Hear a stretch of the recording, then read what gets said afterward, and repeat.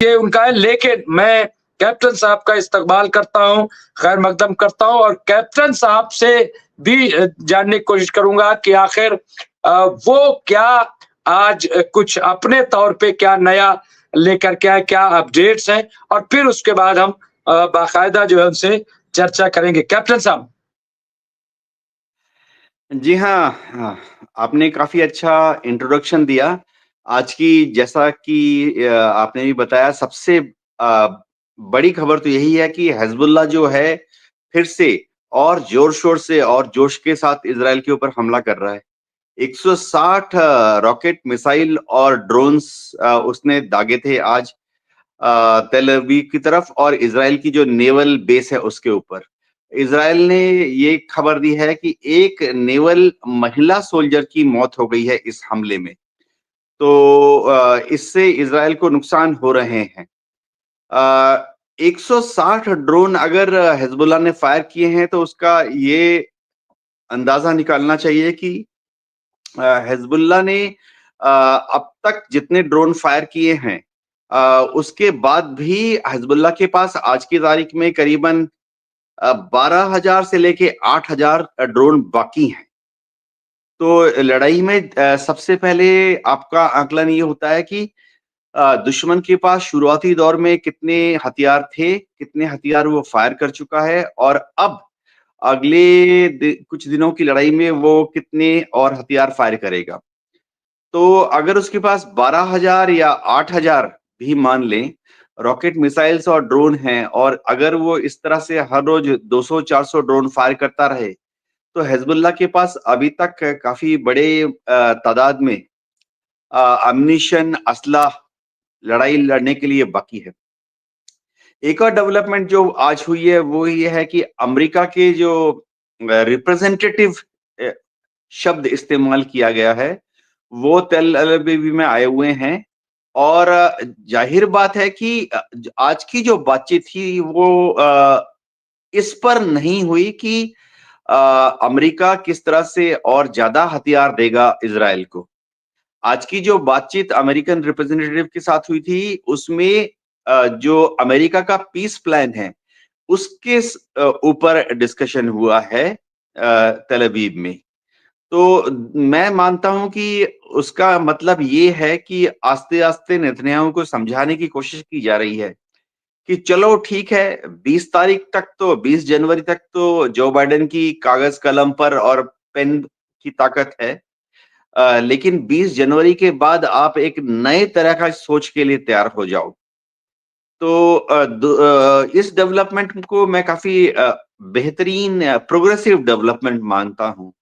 क्योंकि अगर कोई ताकत है जो कि इस लड़ाई में शांति प्रपोज़ल, पीस प्रपोज़ल को आगे बढ़ा सकती है, नेतन्याहू के गले उतार सकती है, वो है अमेरिका।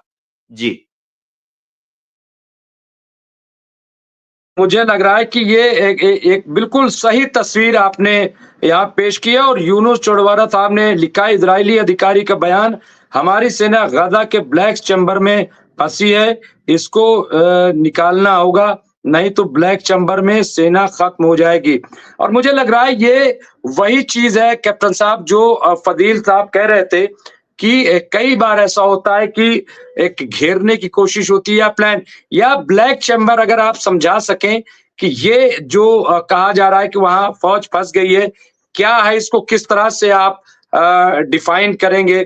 थोड़ा-सा अगर बताएं कि क्या है ये ब्लैक चैम्बर और वहां कैसे सेना फंसी, कैसे वो निकल सकती है? अगर थोड़ा-सा हमें ये बता सकें।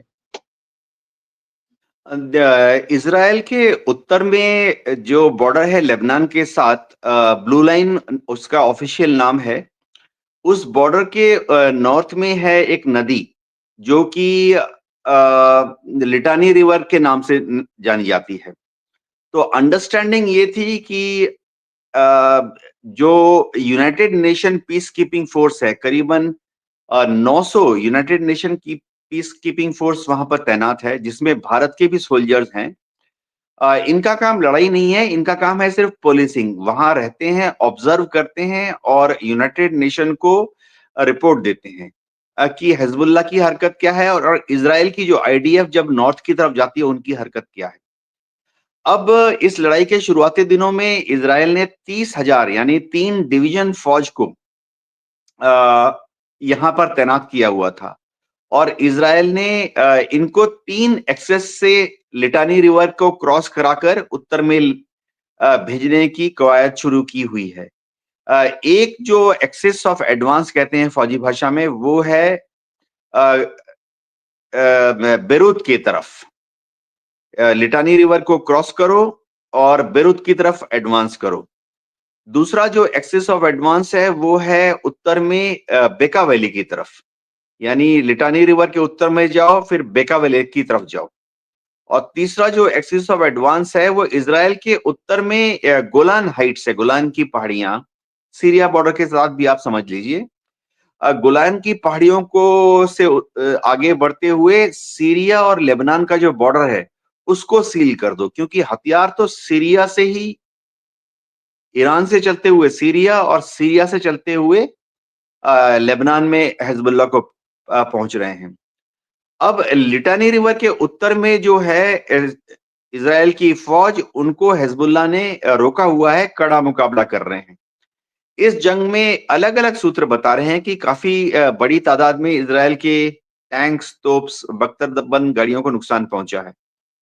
इजराइल के काफी संख्या में आईडीएफ के सोल्जर भी मारे गए हैं।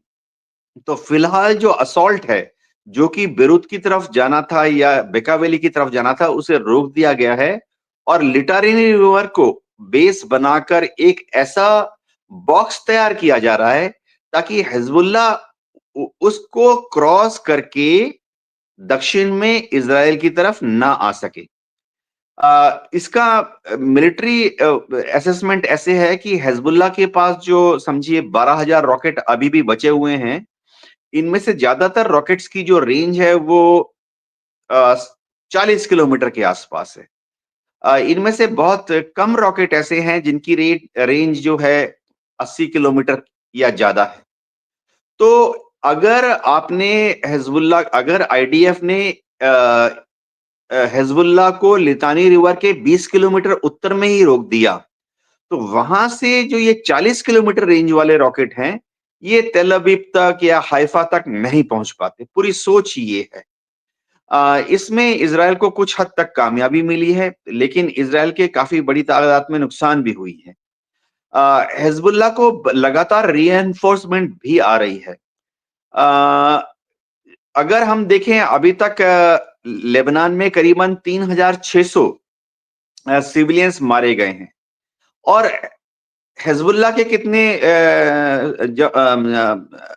लड़ाके मारे गए हैं, मुश्किल से 200 या 400। उभय पक्षी फिगर नहीं, हिजबुल्लाह भी फिगर नहीं दे रहा है, इजराइल दावा कर रहा है। तो इस जंग के शुरुआत में आकलन ये था कि हिजबुल्लाह के पास कम से कम 40,000 लड़ाके हैं। तो 40,000 में से अगर 400 लड़ाके भी मारे जाते हैं, उसका मतलब है कि अभी भी हिजबुल्लाह का जो कोर ग्रुप है जो कि लड़ रहा है वो इंटैक्ट है, अभी भी लड़ाई लड़ने की ताकत उनमें बची है। तो हिजबुल्लाह अगर इसी तरह से लड़ता रहे तो अगले 1 महीना 2 महीना तक आराम से वो लड़ सकता है। इजराइल का आकलन यह है कि ज्यादा दबाव हिजबुल्लाह के ऊपर डालने के लिए इजरायली एयरफोर्स का इस्तेमाल करा जाए बेरूत पर, खासतौर से साउथ बेरूत पे, जहां पे कि हिजबुल्लाह का शिया पॉपुलेशन का ज्यादा सपोर्ट है। जी।